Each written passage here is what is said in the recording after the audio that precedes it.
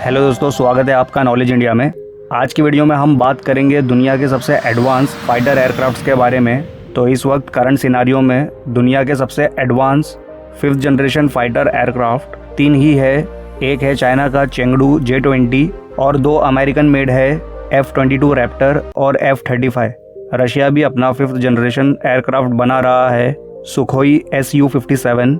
आने वाले वक्त में 2020 के आखिर तक या 2021 की शुरुआत में रशिया सुखोई Su-57 को बना लेगा। तो अब बात करते हैं इंडिया के सबसे एडवांस फाइटर एयरक्राफ्ट राफेल के बारे में, जिसे इंडिया ने फ्रांस से खरीदा है। राफेल को फ्रांस की डसॉल्ट कंपनी ने बनाया है। ये एक 4.5 जनरेशन फाइटर एयरक्राफ्ट है। तो हम राफेल का कंपैरिजन चाइनीज़ फाइटर एयरक्राफ्ट से करेंगे। वैसे तो चाइना के पास है Sukhoi Su-27, Su-30, Su-30 MKK, Su-35S, Chengdu J-7 और चेंगडू J-10, लेकिन ये सब के साथ राफेल जैसे एडवांस फाइटर एयरक्राफ्ट का कंपैरिजन नहीं हो सकता। तो चाइना के सबसे advance fighter aircraft Chengdu J-20 के साथ हम राफेल का कंपैरिजन करेंगे और जानेंगे इन दोनों में से कौन सा फाइटर एयरक्राफ्ट ज़्यादा बेहतर है। तो आखिर तक देखना दोस्तों इस वीडियो को, बहुत कुछ जानने मिलेगा इस वीडियो में। तो चलिए बिना वक्त गवाए शुरू करते हैं। और अगर आपने इस चैनल को अब तक सब्सक्राइब नहीं किया है तो कर लो और बगल वाले बेल आइकन को भी ऑन कर देना। राफेल एक twin engine canard delta wing multi role fighter aircraft है, जिसे डसॉल्ट एविएशन मैन्युफैक्चर करता है। और J-20 एक twin jet all weather stealth multi role fighter aircraft है, जिसे चाइना के चेंगडू एरोस्पेस कॉरपोरेशन ने बनाया है। राफेल की मैक्सिमम स्पीड है 2130 किलोमीटर प्रति घंटा और चेंगडू J-20 की मैक्सिमम स्पीड है 2223 किलोमीटर प्रति घंटा। राफेल की सर्विस सीलिंग है 15235 मीटर और J-20 की सर्विस सीलिंग है 2000 मीटर। राफेल की रेंज 3700 किलोमीटर है और J-20 की रेंज पब्लिक डोमेन में नहीं शेयर की गई है। राफेल का एम्प्टी वेट है 10 टन्स जब ये कोई भी मिसाइल कैरी नहीं करता है। तब जब इसमें मिसाइल्स फुल्ली लोडेड होते हैं तो इसका वेट होता है 25 टन्स। अब बात करते हैं इनमें यूज़ होने वाले वेपन्स की। तो इंडियन राफेल में वेपन्स होंगे number 1 MICA multi mission air to air missile. ये मिसाइल दूसरे काफ़ी सारे एयरक्राफ्ट में भी इंस्टॉल हो सकता है, जैसे मिराज 2000 F-16। तो ये एक multi target all weather fire and forget short medium range missile system है। दूसरा वेपन है SCALP deep strike cruise missiles. इस मिसाइल से ग्राउंड टारगेट्स पर अटैक किया जाता है, जैसे एनिमी के बंकर्स को उड़ाना हो या टेररिस्ट कैंप्स को। और अब बात करते हैं राफेल के तीसरे और सबसे इम्पोर्टेंट वेपन की, Meteor beyond visual range air to air missile. इसमें खास बात यह है इसका प्रोपल्शन सिस्टम रैमजेट बेस्ड है और इसका जो नो एस्केप जोन है ये काफ़ी ज़्यादा बड़ा है। अगर इस मिसाइल सिस्टम के नो एस्केप जोन में कोई टारगेट आ गया तो वो बच नहीं पाएगा।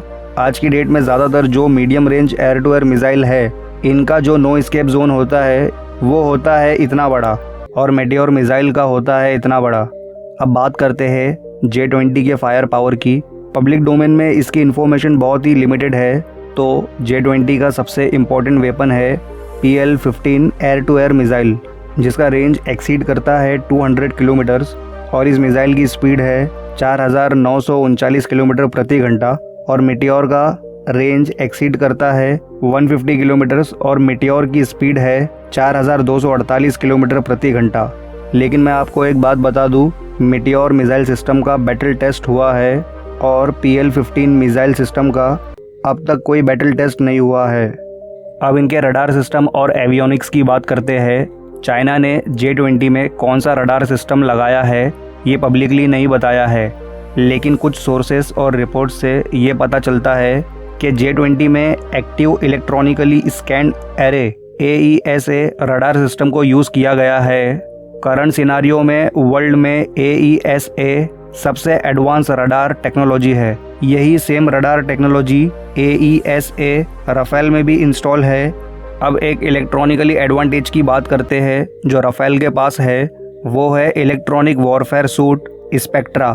स्पेक्ट्रा राफेल को प्रोटेक्ट करता है ग्राउंड से होने वाले अटैक से और एयर अटैक से भी। स्पेक्ट्रा होने की वजह से राफेल को डिटेक्ट करना और शूट डाउन करना बहुत मुश्किल है।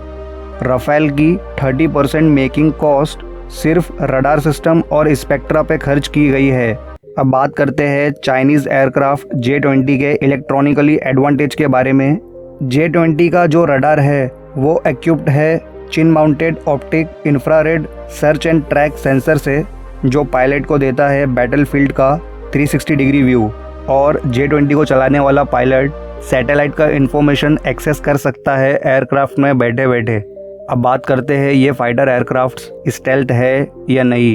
एक कंपनी है लॉकहीड मार्टिन, इसके अकॉर्डिंग एक 5th जनरेशन फाइटर एयरक्राफ्ट को सारे एस्पेक्ट्स में कंप्लीट होना चाहिए और प्लस स्टेल्थ होना चाहिए। स्टेल्थ का डेफिनेशन है किसी दूसरे फाइटर एयरक्राफ्ट के रडार में डिटेक्ट ना हो पाना।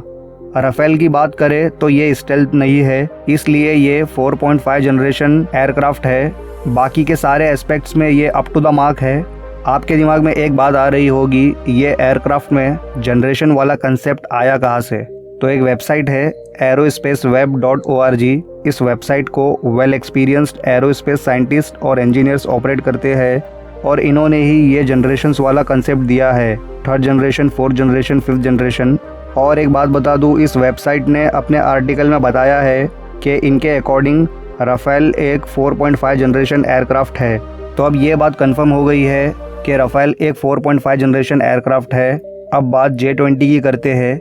चाइनीज़ ऑफिशियल्स का कहना है कि J-20 एक स्टेल्थ 5th जनरेशन एयरक्राफ्ट है, लेकिन USA ने क्लेम किया था कि उनका 5th generation F-22 Raptor fighter aircraft, जिसे कॉपी करके चाइना ने J-20 बनाया है, तो F-22 के पास एक एज है बाकी एयरक्राफ्ट्स के कंपेयर में स्टेल्थ टेक्नोलॉजी का। लेकिन 2009 में UAE में एक एयरफोर्स एक्सरसाइज हो रही थी जिसमें डिफरेंट कंट्रीज के फाइटर्स ने पार्टिसिपेट किया था। इसमें F-22 और राफेल ने भी पार्टिसिपेट किया था। तो एक्सरसाइज में राफेल ने बहुत ही आसानी से F-22 रैप्टर को अपने रडार में डिटेक्ट कर लिया था और मिसाइल भी लॉन्च कर दिया था। तो इसका मतलब राफेल F-22 को आसानी से शूट डाउन कर सकता था। स्टेल्थ जो फीचर है ये काफ़ी हद तक ओवररेटेड भी है, क्योंकि स्टेल्थ होना अब तक सिर्फ थियरीज में ही है। प्रैक्टिकली तो 4.5 जनरेशन के एयरक्राफ्ट भी इसे डिटेक्ट कर लेते हैं और इंडियन एयरफोर्स ने भी क्लेम किया है कि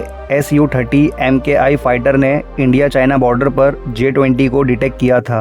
तो अब ये बात प्रूव हो गई है कि J-20 स्टेल्थ एयरक्राफ्ट नहीं है।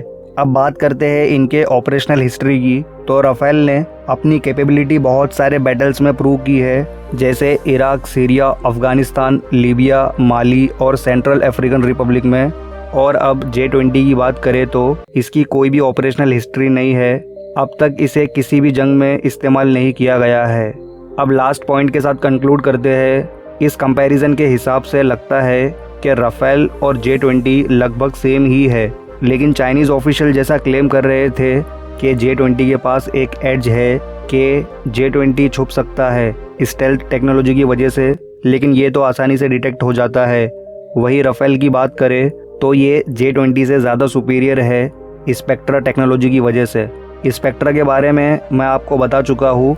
स्पेक्ट्रा के फीचर्स है डिटेक्शन, डिकॉइंग, जैमिंग और हाई रीप्रोग्रामेबल सिस्टम्स। इसकी मदद से राफेल को डिटेक्ट कर पाना और शूट डाउन करना बहुत मुश्किल है। राफेल की स्पेक्ट्रा की मदद से रडार जैमिंग जो कैपेबिलिटी है ये एक्स्ट्रा एड्ज देती है राफेल को और J-20 से सुपीरियर बनाती है। तो आज की वीडियो में इतना ही, और ये कंपैरिजन अच्छा लगा हो तो लाइक और शेयर जरूर करना। और राफेल और J-20 को लेकर आपकी क्या राय है नीचे कमेंट्स में ज़रूर बताएं। और अगर आप इस चैनल पर नए हो तो चैनल को ज़रूर सब्सक्राइब करें और बगल वाले बेल आइकन को भी ऑन कर देना, ताकि मेरे आने वाले ऐसे ही अमेजिंग वीडियोस आपको तुरंत मिल जाए। तो मिलते हैं नेक्स्ट वीडियो में एक नए टॉपिक के साथ। तब तक ध्यान रखिए अपना। Good bye.